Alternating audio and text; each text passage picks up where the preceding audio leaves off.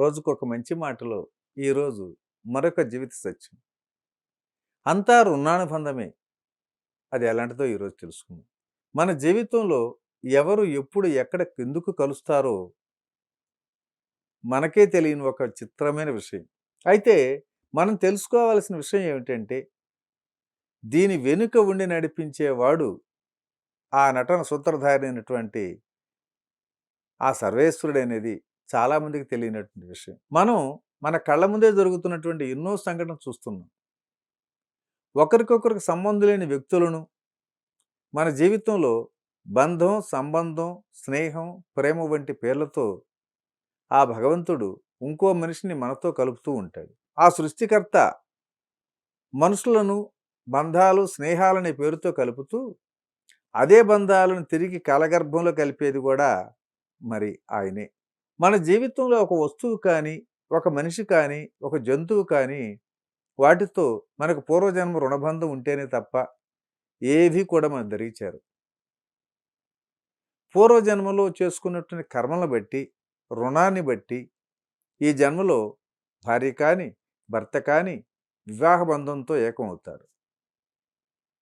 అలాగే బంధుబంధంతో బంధుత్వాలు, మిత్రబంధంతో స్నేహ సంబంధాలు కూడా ఏర్పడతాయి. ఇవన్నీ కూడా పూర్వజన్మలోని రుణానుబంధాలే అని తెలుసుకోవాలి. అలాగే దంపతులకు పిల్లలు పుట్టాలన్నా గత జన్మలో వారి రుణం మనకు ఉండాలి. ఇంట తిరిగే పశుపక్షాదులు వేరే ఇతరులు ఏదైనా సరే మనకు రుణం ఉంటేనే తప్ప మన దగ్గరికి రావు. ఆ రుణం తీర్చుకోవటానికి వారు మనకు చేరువ అవుతూ ఉంటారు. అలాగే రుణం ఉంటేనే తప్ప ఎవరితోనైనా స్నేహాలు, బంధువులనే బాంధవ్యాలు కలుస్తూ ఉంటాయి. అదేవిధంగా మనకు ఎవరైనా కొత్తవారు ఎదురుపడినా, పరిచయం ఏర్పడినా, లేక మాట కలిపినా ఇవన్నీ కూడా గత జన్మ రుణానుబంధాలే సుమా. అలాగే గత జన్మ రుణానుబంధం అనేది లేకుంటే ఎవరిని మన కలలో కూడా మనం వారిని చూడలేం. అయితే ఇక ఈ రుణం అనేది తీరిపోతే ఏ బంధమైనా కూడా ఒక్క క్షణం కూడా మనతో నిలవదు. స్నేహితులే కాదండి, బంధువులు కూడా ఏదో ఒక కారణంతో మనతో శాశ్వతంగా విడిపోతూ ఉంటారు. కాబట్టి ప్రతి ఒక్కరూ ఈ రుణానుబంధం విలువ తెలుసుకొని మసులుకోవాలి. ఈ రుణబంధం అనేది కేవలం ధన రుణం వరకు మాత్రమే కాదండోయ్, బాంధవ్య బంధం కూడా ఉంటుంది. అందుకే ధనబంధం కంటే ఈ రుణబంధానికి మనం ప్రాధాన్యతను ఎక్కువగా ఇవ్వాలి. మానవతా విలువలు మర్చిపోతున్న ఈ సమాజంలో రుణబంధం విలువ ప్రతి ఒక్కరూ తెలుసుకోవాలి. కాబట్టి మిత్రులారా, రుణం లేనిదే తృణం కూడా మనకు ముట్టదు అని మన పెద్దలు చెప్తూ ఉంటారు. అది అక్షర సత్యం కూడా.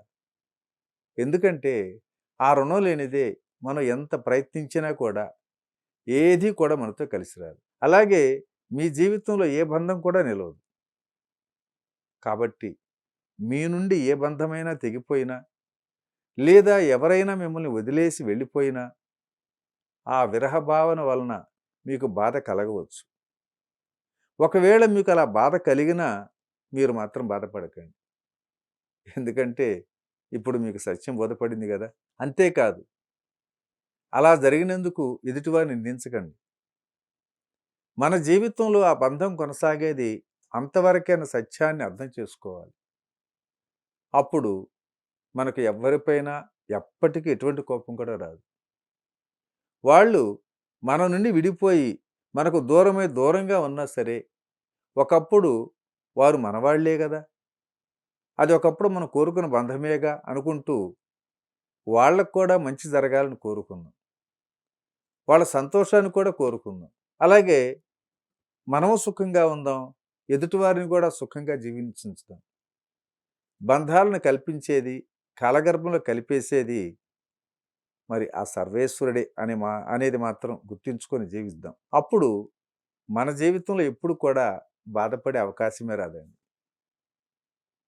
ఈ సత్యాన్ని గ్రహించలేక అజ్ఞానంతో, మోహబంధంతో ఒక వ్యక్తి పైన కానీ, ఒక వస్తువు పైన కానీ, ఒక జంతువు పైన కానీ విపరీతమైనటువంటి ప్రేమానురాగాలను పెంచుకొని విధివశాత్తు అవి మన నుండి దూరం అయితే ఆ వ్యక్తి ఆ బాధను భరించలేక మానసిక వేదనతో ఒత్తిడికి గురవుతున్నాడు. చివరికి ఆ మానసిక ఒత్తిడి అతన్ని శారీరకంగా, మానసికంగా వేదన గురి చేస్తుంది. చివరికి అతన్ని దీర్ఘకాలిక రోగగ్రస్తుని కూడా చేస్తుంది. అది భార్యాభర్తల బంధం కావచ్చు, ప్రేమగా పెంచుకున్న కొడుకు బంధం కావచ్చు, మంచి స్నేహితుడితో స్నేహబంధం కావచ్చు. ఇలా ఈ బంధాలన్నీ పరిస్థితుల ప్రభావం వలన మన నుండి దూరమైనప్పుడు ఇదంతా మన మంచికే జరిగింది అనుకొని అంతటితో వాటిని వదిలివేయాలి. బంధాలను పట్టుకుంటే రోగం, వదిలేస్తే యోగం.